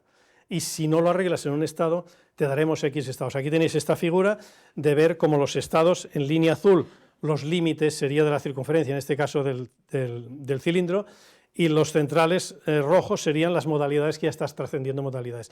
Pero mirar cómo una sube encima de la otra diciendo que no hay repetición ninguna. Es lo que hemos hablado antes, que aquí igual el dibujo lo veis mejor. Si venimos con un conocimiento adquirido. No, pero sí, pero tú cuando vienes aquí, el universo es muy sabio, y cuando vienes aquí no te acuerdas de nada de lo que has hecho. Naces de nene y que te enseñan, ¿vale? Tienes que descubrirlo. Y lo vas descubriendo en ti por las cosas que se te van planteando delante. La vida ya es una vía iniciática. Cada día te ocurren cosas. Y a veces te pasan cosas, ¿y por qué me ha pasado? Y no sé qué. Y siempre es para algo que va... aunque la función parezca hostil al principio, tiene un fin que es educativo. Es como un correctivo para que te centres. Y a veces vienen cosas muy buenas que las disfrutas, evidentemente. Hay de todo. Pero ese estado tenemos que hacerlo. Entonces, una cosa, la vía iniciativa que hace, te da unas herramientas por si quieres ir ya al grano directamente y dejarte tonterías. Pero claro, al ego no le gusta. Y como el ego es el que nos ha puesto aquí, pues hay una lucha. Hay una lucha del yo con minúscula al yo con mayúscula. El yo con minúscula sería el ego y el con mayúscula sería el yo universal en medio. Que esto le tengo una gran envidia a los ingleses porque en su idioma yo va siempre con mayúscula. Y me da una envidia horrorosa, porque claro, se supone, hablo yo analógicamente, en inglés veréis que AE, que es un palo vertical además, es curioso, cenit nadie por decir algo, siempre ponga mayúscula, esté donde esté. Quiere decir que toda acción que estés haciendo, la está haciendo él a través tuyo. Debería ser eso. El idioma en inglés no está nada mal, ¿eh? Tiene sus cosillas ahí en medio, sus cosas, sí, es importante eso. Entonces, por eso quiero decir, hay que coger el yo universal, que cada vez que hagas tu yo, que no sea tu yo del ego, sea el yo universal que lo hace a través tuyo. Ya serías el hombre universal ahí. Incluso dentro de tu estado, el hombre verdadero, porque hablarías dentro del estado que tienes, no tendrías otras ocasiones más que las que te dará el estado humano, que todas trascendidas, está muy bien. Sería eso. Aquí tenéis el dibujo de esto, ¿eh? Y lo que está en dibujo, ¿qué son estados estáis infectados? ¿Perdón? No, cada línea, cada espira es un grado de existencia. Una de ellas sería el estado humano. ¿Eh? Entonces veis ahí cómo se separan para demostrar que siempre sube y siempre es una esfera nueva, digo una espiral nueva que sale, y arriba lo veríais en las modalidades, que veis que es más estrecho porque ya has entrado en el círculo y vas haciendo modalidades también a medida que creces hacia la vía iniciática. Creces en espiral hasta tocar el centro, que sería la parte roja que veis ahí. ¿Y esto, perdona? No, esto es para que lo veas. Sí. ¿Los circulitos? Sí, los circulitos. ¿Serían grados de iniciación? No, no, serían grados de modalidad que tú pasas en tu vía. Grados de realización espiritual. Que serían grados en Aprendiz, compañero, maestro, por decirte 3, ¿vale? Y los que vengan, por decirte la masonería, mira, los que fueran, ¿vale? Son los grados que vas realizando, son modalidades que vas trascendiendo. O sea, un individuo entra de aprendiz y cuando pasa a compañero o a oficial está en la siguiente modalidad. Porque además entrará en un rito donde los gestos y eso serán distintos, y la teoría del gesto se manifestará y aquellos gestos le implicarán una simbología que le ayudará al crecimiento. Que la realice o no es cosa suya, pero se le da para que lo pueda hacer. Esto en cada grado que vas ascendiendo, ¿eh? Entonces, cuando llegases al centro del círculo, a medida de las modalidades que van entrando, entonces eres masón. Mientras eres un intento de masón, ¿eh? Por eso si te pones masón, pues no lo sé, no sé si he llegado. ¿Qué quiere? Pues pregúnteselo a los demás y le dirán si he llegado. Yo que sé si he llegado. Voy haciendo y ya está. Pero la realización sería esa. Y te convertirías en el hombre verdadero. Habrías hecho tu... La masonería no te lleva más que al hombre verdadero, ¿eh? No tiene materia para llevarte al hombre universal porque se basa en la forma. Escuadras, compases, plomadas, esto es un mundo formal, tienes que trascender toda la forma para llegar ahí. Y cuando llegas ahí, sí que te damos un medio, hay una vía de realización espiritual que es totalmente donde solo reina el espíritu. Que en la línea masónica que hay aquí es lo que se llama el tabernáculo. Se lee el Apocalipsis, ahí es una cosa ya que es el espíritu el que da. También está. Se practica poco porque la gente no entiende, está muy abandonada, pero en fin, está ahí para poderla hacer, ¿eh? Cuando has llegado al más alto nivel, llegas al cenit, Dios y tú sois lo mismo. Estás tocando el eje en todo el universo, porque has trascendido el universo entero, si eres hombre universal. Entonces es lo mismo. Entonces, ¿qué haces? Si sigues vivo, pues sigues en ese medio, pero ya es Dios que se mueve. Es decir, tú te mueves porque tú y Dios no hay diferencia. La diferencia la habías establecido tú al apartarte. Entonces, actúas moviendo. Y si te mueres, tú puedes hacer dos cosas, muy curioso. Llega la muerte física, tú puedes escoger, ¿qué hago? ¿Me voy al nirvana o me quedo en la existencia? La gota de agua, ¿me voy al mar o sigo en el universo? Y entonces, si sigues en el universo, esto se llama el sacrificio. Pero no lo eliges tú. Sí, lo eliges tú, pero que tú y Dios ya no hay diferencia, no hay tú. Eres. No escoges, ahí no hay dualidad. Puedes decir... ¿eh? Ahí es nada. Bueno, pues es eso, claro, está. Es eso. Entonces, ahí ¿qué puedes decidir? Lo decides. Es lo que dice el maestro de Edgar, decía esa frase que la hemos hecho 1000 veces aquí, de que cuando te encuentres mal, es que es muy metafísico que el Señor, cuando te encuentres mal, vete allí donde estabas antes de nacer y donde irás después de morir. Allí donde ni Dios es Dios ni tú eres criatura. Y luego vuelve.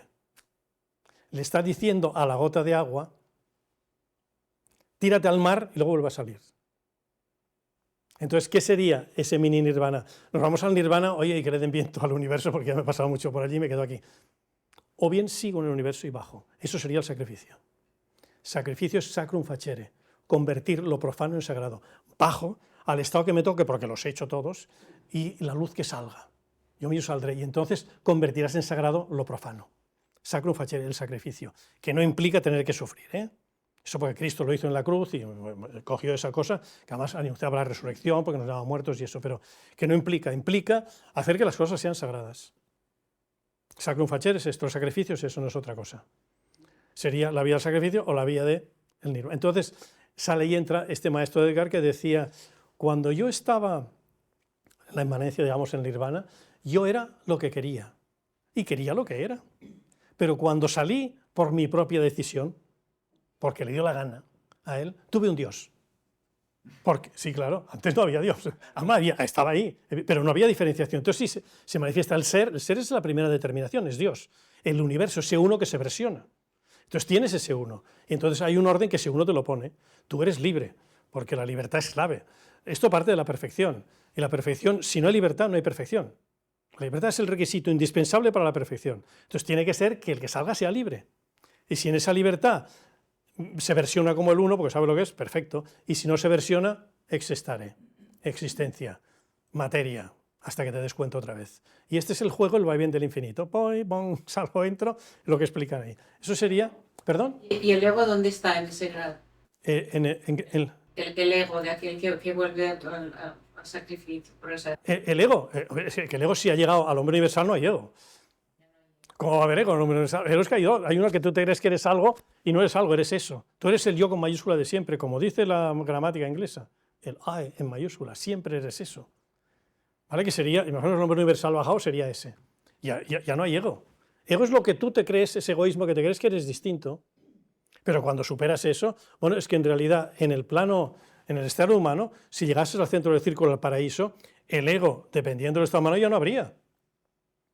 Ya podrías ir a los estados, no es que vas directamente a los estados celestiales, donde no hace falta la forma. Ahí no hay ego, harías misiones, que según cómo hicieras estas misiones tendrías unos grados de realización o otros. Por eso los querubines hacen una cosa, los serafines hacen otra, los arcángeles hacen una cosa, los ángeles hacen otra, cada uno tiene su misión. Y entonces hacen su progreso, su vaivén espiritual en los estados superiores del ser, que son los estados angélicos. Eso es hablar, es que el Simón de la Cruz es el universo entero. Por eso el libro ese, que el juego de la luz, te habla de toda esta historia, te lo explica más, por eso te hago unas imágenes del otro para que se viera mejor. Pero va explicando eso, que no te está explicando constantemente eso. Entonces hay una cosa importante, que esto ya se lo explica de tantas maneras, te explica del vórtice. Eso es curioso, porque claro, que no lo aprieta todo. Veis ahí en medio que desde el centro salen unos radios, pero es que ya por lo que es un vórtice, no es una línea, no es algo vertical. Un vórtice sería el eje de un remolino, que va haciendo así, porque es espiral lo que va haciendo. Entonces sale el espiral de cada uno, en cada estado va saliendo. Y entonces te hace esta línea, hay una figura que se ve que es como un embudo, que sería el vértice, y como un remolino que va saliendo. Esto sale de cada estado del centro de la esfera, sale en cada dirección. Que no se mete en todas estas esquinas, pero la tradición sabe te lo va poniendo.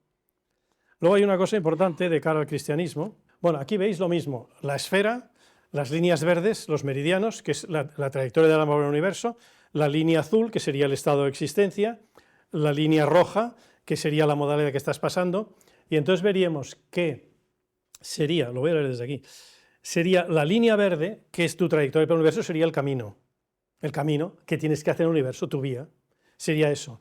Entonces, el estado en el que te encuentras, sería aquí la línea azul, sería la verdad, porque tu camino, la verdad está realizando, está en ese punto. Y la línea que te lleva de ese punto al centro sería la línea que te va a dar la vida, porque te lleva al centro del círculo. ¿Y Cristo qué es? ¿No es el camino, la verdad y la vida? Lo dice Él. Pues ahí lo tienes, cómo se reflejaría Él, que ese camino, la verdad y la vida, se te refleja en la cruz, para que esa cruz particular que tú tienes se una al eje del centro de todo, entonces llegue la relación espiritual. Son las 1000 formas de todo lo que se cruza en el universo, cómo va a parar todo ahí. Pues la cruz es un símbolo clave para ver la transmigración del alma por el universo.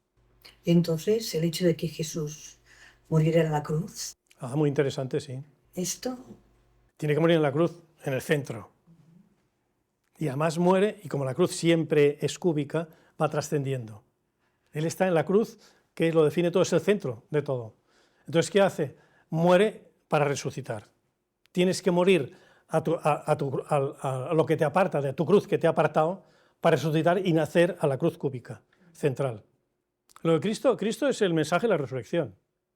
Cuando Cristo, si Shankara en el hinduismo te dice que el que no se inicia o no se pregunta el segundo día importante de Mark Twain, ¿por qué he nacido? El que no se lo pregunta se está suicidando, dice él. Porque no estás viendo que te has nacido necesitado para hacer algo. Ves que la gente pasa, crece, se muere y tú no te preguntas nada. Se está suicidando. Sin embargo, Cristo te dice que ya estás muerto. Que esto cuando viene el rico y le dice lo que hemos dicho, ¿qué tengo que hacer para salvarme, etcétera? Y le dice, oye, pues déjalo todo y sígueme. Y el rico le dice, bueno, pero es que mi padre ha muerto, voy al entierro de mi padre y luego te sigo. ¿Y Cristo qué le dice? Deja que los muertos se entierren a sus muertos y sígueme. No te digo nada al ego, la bofetada que le supone eso, ¿eh? Ni el papadito, tú, que se muera, tú, para aquí, ¿eh? Así suena un poco bestia, ¿no? Pero quiero decir, no es que abandones a tu padre, es que tú trasciendes a la esencia y tu padre es esencia, cosa que no lo veías hasta ahora, creías que era tu papá. Entonces ves esa sublimación del parentesco, lo trasciendes y entonces vas y le sigues. Entonces te llama que estás muerto. ¿Y cómo solucionas el estar muerto? Resucitando, es lo que hace él. Si él muere y resucita, es para que resucitemos cada uno de nosotros. La resurrección sería eso. ¿Que muramos qué? A la estupidez. El otro día lo dijimos cuando hablábamos del ser y el estar, una vez en logia, eso que os he dicho antes, que el ser y estar era lo mismo. Porque en la causa original de todo ser se manifiesta la luz y la luz está en la causa y la luz es la causa. Si es y está, es que es lo mismo. Entonces, si hablásemos de lo que sería una vía iniciática, una sola palabra, la palabra sería morir. Metafísicamente hablando. ¿Morir a qué? Morir a la insensatez y a la estupidez de creerse que ser y estar son dos cosas distintas. Morir al ego, a lo que te has creído que te crees que eres distinto. Eso es la muerte iniciática y eso sí que se extingue. Tiene que extinguirse para que resucites y nazca la auténtica verdad que ya llevas implícita. Eso es lo que sería. Entonces, Guénon te lo expresa pues en la cruz, con todos sus dibujitos que ha cargado el tío Moore, de todas las tradiciones, y ha explicado eso, que es un libro interesante de leerse, de mirarse. Entonces, esto de fijar que el camino, la verdad y la vida se está manifestando ahí. Entonces, ¿qué es el gran camino? La verdad y la vida es Él. Porque no hay otra cosa más que el verbo, en su manifestación. Sería eso. ¿Preguntas? El hombre puede llegar al yo universal. ¿Y los ángeles? Los ángeles están ya en el yo igual. Pueden llegar hasta la última hormiga, la última piedra que haya. Estamos llamados para eso. Todo tiene que llegar ahí, porque todos venimos de ahí. Todo. Todo, tío. Todo. No hay nada que no... Todo. Bueno, si es lo que dice el shivaísmo, esto es Dios, esto es Shiva, ¿no? Pues, todo, si no, no estaría aquí. Todo lo que sale del centro vuelve al centro. Todas las gotas del mar vuelven al mar, pueden hacer lo que quieran, son el mar, les guste o no. Y vuelven, se pasean, hacen cosas, no lo hacen, y vuelven al mar todas. Pues eso es lo mismo, es lo vaivén que se tiene. Estamos condenados a la gloria, nos guste o no. Hombre, claro. Hombre, si es que es verdad. Que nosotros, si no queremos, porque no queremos nosotros. Pero ya se nos brinda la ocasión. Entonces, que los demás lo hacen mal, que hagan lo que quieran. Y había un grupo que todos eran señoras mayores y me ha puesto la cabeza un poco así. Porque preguntaban cosas raras, no sé qué. Y el mundo tiene que arreglarse porque esto no puede ser, porque hay muchos que se mueren. Y bueno, se mueren, otros no se mueren, el mundo se arregla arreglándote tú mismo. Es muy difícil convencer de todo esto. Pero en fin, que estamos condenados a eso. El desequilibrio del hombre forma parte del equilibrio universal. A la fuerza. Tiene que pasar lo que tiene que pasar, aunque parezca que esté mal. El otro día que vi la película esta, vi Marcelino Pan y Vino, ¿vale? Famosa película que no conocéis. Y una de las versiones, Marcelino le pregunta a Cristo: si tú eres Dios, ¿por qué te has dejado hacer esto? Morir en la cruz. Y Dios le contesta: no te preocupes, lo hecho, bien hecho está. Todo lo que pasa es que forma parte de la armonía universal. Claro, es triste, oye, que se me ha muerto el hijo, se me ha muerto. Es un palo para el ego. Pero ha hecho su función. Esto al ego le cuesta cogerlo, ¿eh? Nos pica a todos. Ahí es donde hay que superar esas fases. Si tú eres ya el Dios universal, no te puede afectar en nada, porque todo es. Aunque pasen unas circunstancias para que te des cuenta de qué es. Tú y todo lo que te rodea. Esa es la amiga que tiene. Entonces, claro, llegar a convencerse de eso, pues, es la vivencia del rito. La teoría del gesto aplicada en la armonía universal sale el rito. Y el rito te ordena a ti mismo. Y tú ya te mueves de una manera distinta, haces las cosas distintas, el rito te ayuda. ¿Qué pasa? Que estamos en la edad de hierro, en el Kali Yuga, y todo es profano. Entonces el rito hay que concentrarse para hacer ritos. Pues el domingo era misa y hacer cosas de estas que nos van ritualizando. Cuando en la edad de oro todo era ritual. Había un orden, las castas estaban en orden, los brahmanes se ilustraban y todo se hacía bien, entonces había un cierto orden. Y entonces la acción era toda ritual. Y el hombre pues vivía, esto lo explica el hinduismo. Bueno, y en el Génesis también está, porque Matusalén y Noé todos vivían muchos años. Allí el hombre, 1000 años no, pero 800, 900 años se vivía tranquilamente, no había ningún problema. Edad de oro. En la edad de hierro lo acortan porque dice que no lo podríamos soportar, no podía. Muchos. A 1000 dice que no llegaban, pero que vivía mucho tiempo.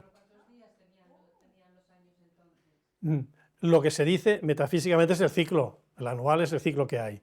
Cada uno se lo toma a su manera, cada tradición a su manera, pero que era mucho más longeva la vida. No había la problemática, el ego no estaba allí, pero estaba educado, porque mandaban los brahmanes, que era la casta espiritual, y las demás les hacían caso. Había un orden en la Edad de Oro. En la Edad de Plata ya los brahmanes ya no hacen tanto, entonces los políticos ya empiezan a gobernar, ya son los kshatriyas, ya empieza a degenerar.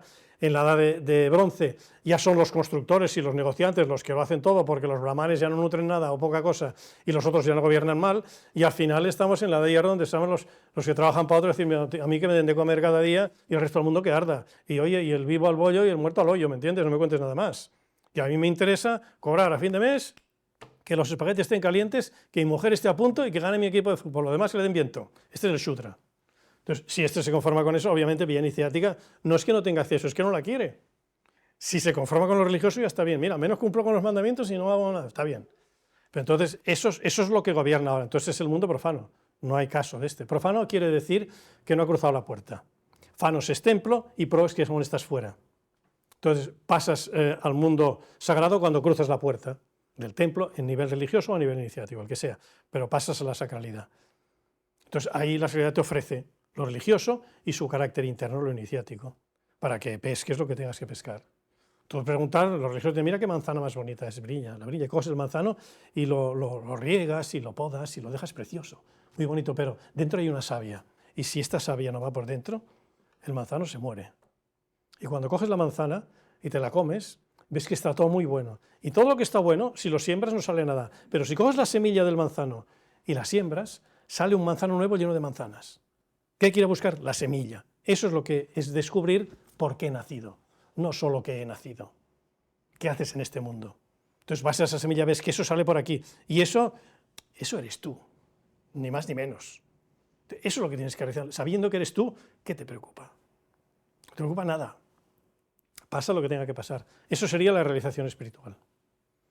Y esto, en todo lo que se cruza, pues Guénon ha hecho este libro, para mí bastante interesante, que te centra un poco en lo que es, por mucho había que dibujarlo, porque Guénon explica muchas cosas, y entonces a veces piden que se den conferencias de este tipo, se ha dado en 2 o 3 sitios esta conferencia, hace años ya. Eso lo he tenido que repasar otra vez, porque digo, a ver si me voy a... no está todo explicado, tenéis el libro a mano, lo podéis leer y leerlo con calma y veréis todo lo que se explica. Lo que hemos hecho, la simbología del tejido, la simbología del yin y el yang, la simbología del árbol de la vida, la serpiente que gira alrededor de todo, te va explicando simbología de esa, para que veas cómo va todo en esa cruz, de todo se cruza que te lleva al centro, que sería tu realización. Eso sería, en resumen, un resumen bastante resumido de lo que se explica en lo que sería el simbolismo de la cruz. Que el cristianismo es un gran baluarte porque tiene la cruz como símbolo básico, vamos. Si se ha entendido todo es una maravilla, no puede ser. Dime. En nuestro cuerpo, en la propia anatomía, hay como una pista, es el símbolo de la cruz que tenemos en los brazos y el eje. Sí. En el medio está el corazón. Sí. Bueno. Aquí esto tiene, es como una pista es interesante, a mí me hace pensar mucho y Sí. me ilumina y me sirve. Y no sé si hay otras pistas más que yo no haya visto o que estén en la propia anatomía del cuerpo humano, que nos lo haya plantado ahí el universo. Todo cumple una función. Por ejemplo, el hombre universal lo representa en una figura y sería, la cabeza serían los brahmanes. Los brahmanes serían, pues, los que dirigen lo que tiene que hacer el resto del cuerpo, lo que está diciendo. Los brazos serían los kshatriyas, que son los políticos militares, que son los que ejecutan y votan un sistema equilibrado para que el cuerpo esté equilibrado.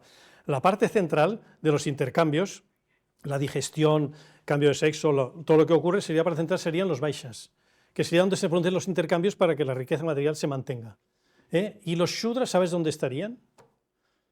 Sería la tierra que hay debajo de los pies. No serían ni los pies, porque no forman parte del universal, porque no quieren la vía iniciática. Pero se tiene que sostener en algún sitio en el universal. Esos serían los shudras. En el trabajo físico que hace el otro sería esto. ¿Qué sería el corazón?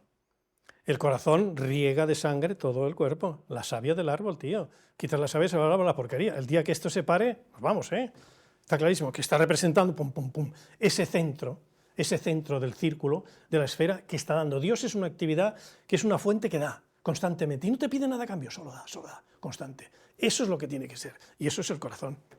Te lo está dando. Por eso cuando haces algo intuitivo, no te viene de la mente, te viene del corazón. Siempre manda el corazón y la mente está a su servicio. La razón, los metafísicos le llaman la loca de la casa. Y tú preguntas, esto pasó siempre que empieza a pensar cosas, te das cuenta, y se va dando trompazos por otros lados, ¿no? Eso es lo que se dice en metafísica. Dime yo con las manos. ¿Pero qué hago? Se ponía de pie el aprendiz. Sí, con las manos, mueve las manos y dime yo. Yo, ¿qué harías? Pues muy bien, muchas gracias. Y luego coge al orador y le dice, ¿quieres decirme yo con las manos? Y yo, ¿por qué no has hecho yo? Y está señalado aquí. Porque la mente, ni mente ni historias. Todo el mundo señala aquí, en cualquier sitio. ¿Por qué se señala aquí y no aquí? ¿Quién manda? Cuando te señalas aquí, más rollo. Aquí es que estás tú, te vas para el otro lado. Quiero decir, que mandas el centro. Ocurren cosas, tú por ejemplo quieres montar, tienes una intuición, quieres montar un negocio. Creo que esto tiene que salir. No tienes la certeza, pero tengo la corazonada de que va a ir bien. Ya sale la palabra corazón por en medio. Creo que sí. Y vienen los amigos, cuidado que aquí vas a fallar, que otro. Sí, va a fallar, pero voy y lo monto. Y aquí dejaré la razón y lo que haga falta para que salga. Y dejaré los cuernos. Y normalmente sale. Pero tiene que impulsarte este. Por la razón solo no creo, te puede salir y puede fallar. Siempre intuyes eso. Hay una intuición que te sale. Ahora vamos a suponer que vas por la calle tranquilamente y ves a tu otra parte del ángel caído. Vas a esa niña famosa y te quedas clavado, tío. Te enamoras como un imbécil. Pero te quedas clavado. ¿Viene de la razón eso? ¿Qué tiene que ver la razón ahí? Ahí se te va la vida, tío. Es un impulso que notas que viene dentro. Eso es la intuición. Cuando descubres el camino, Santa Teresa, esos que ven el Brahman, pero si es el espíritu, se lo lleva directamente. Se hace monje rápido porque lo ve, porque ha superado toda dualidad, ha trascendido lo que sería la tendencia de la dualidad y solo ve el espíritu. Entonces no tiene necesidad de sexo ni de nada, es el Brahman puro. A la mujer de... Muy curioso que salió en una película. La mujer de Gandhi en la película salía. Le pregunta a un periodista, habla con ella, porque Gandhi está allí en sus discursos y esto, y le dice, sale la conversación y dice, ¿y usted está en el amor? Dice, hace 20 años que no hacemos el amor. La mujer de Gandhi se lo dice al periodista, ¿pero cómo que hace 20 años? Son marido y mujer y tal. No hacía falta. La reacción de la es tan alta que lo ha trascendido. Por eso el voto de castidad del sacerdote no es que no pueda hacerlo, es que no tiene necesidad de hacerlo.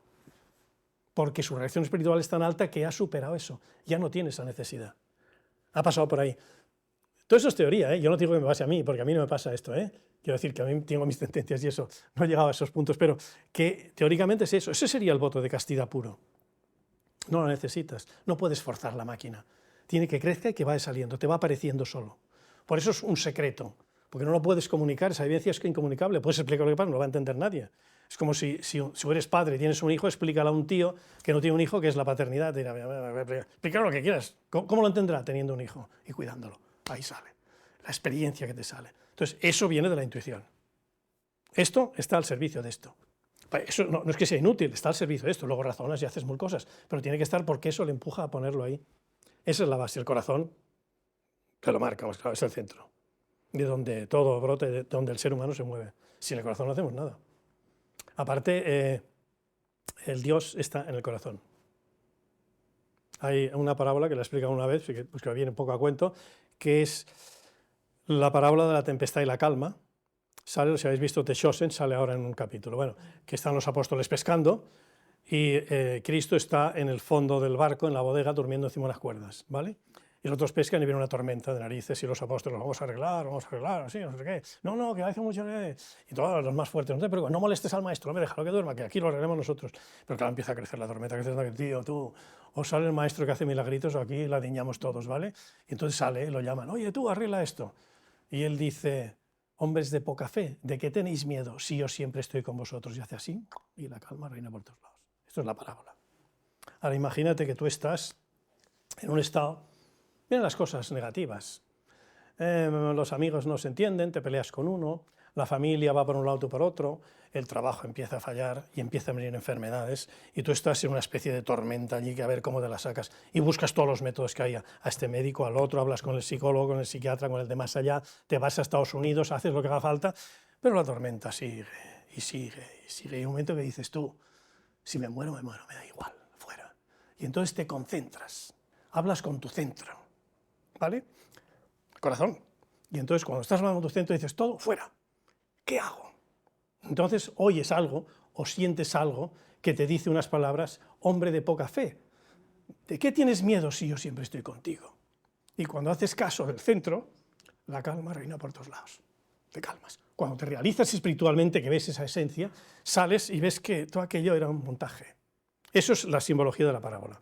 Y eso te ocurre a ti. La parábola no está para que pase un día, es porque nos está pasando a cada uno de nosotros. Todo el texto sagrado es algo que nos pasa a nosotros. Tenemos que, por eso es atemporal. Entonces es importante el corazón, pues no te digo nada. Ahí está durmiendo en el fondo del barco, ¿vale? Y hay que hacerle caso, hay que despertarlo. Tienes que coger tu yo con minúscula y escribirlo con mayúscula. Entonces es el que sale y es el que opera.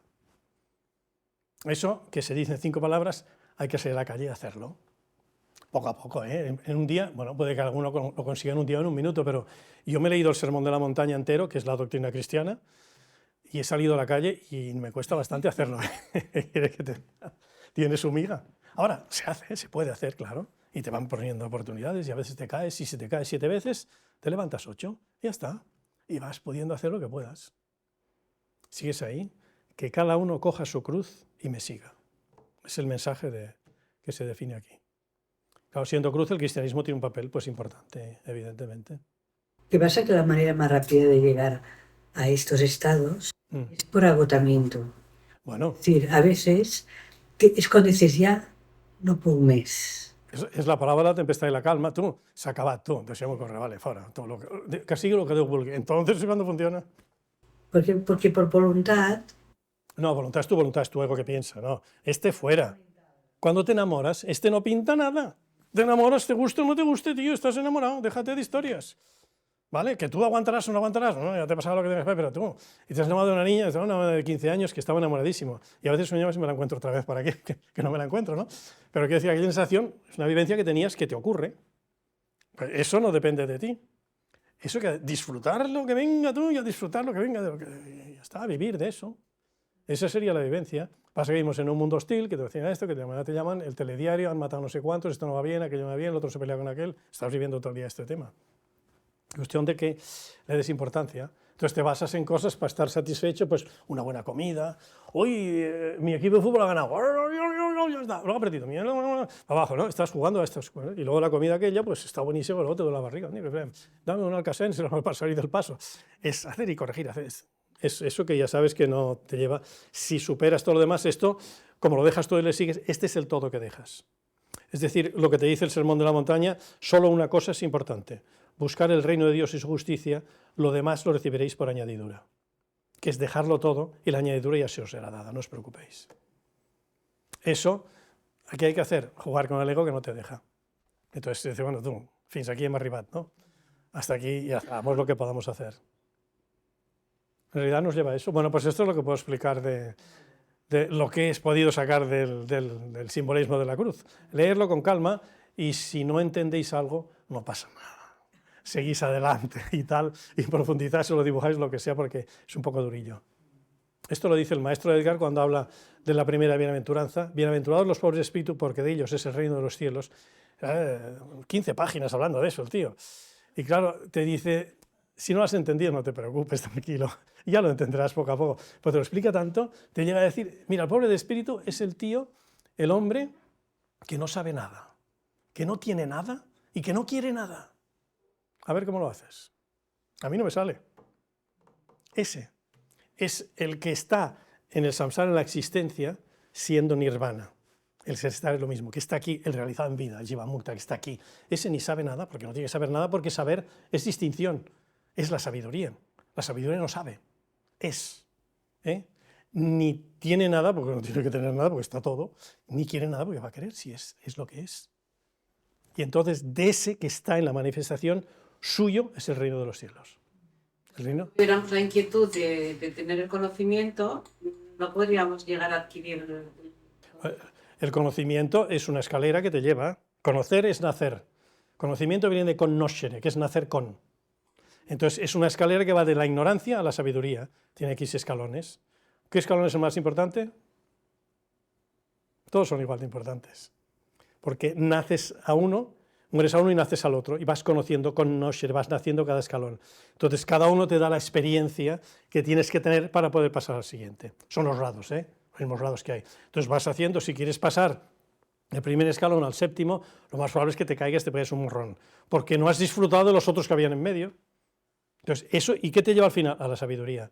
Y en la sabiduría ya no hay antes, ni después, ni dentro, ni fuera, ni arriba, ni abajo. Es lo que es. Sería eso. Y el conocimiento es lo que nos va dando lo que se da por tradición, lo religioso, y dentro del religioso lo iniciático. Sería eso. ¿Más cosas? Pues una claca. Bueno, es igual la claca. La claca. Muchas gracias. Gracias, pero se la podéis dar a Guénon, que es el que lo ha hecho, ¿vale? Yo lo transmito únicamente, ¿eh? Pero los dibujitos los has hecho tú. Sí, hombre, pero claro, me lo dice el tema, digo, es que soy muy poco torpe, otros lo entienden sin dibujos, pero yo he tenido que dibujarlo para verlo. Unos les cuesta más que a otros. Claro, entonces pues hemos hecho los dibujos. Esto, si lo quieres pasar, lo tienes allí.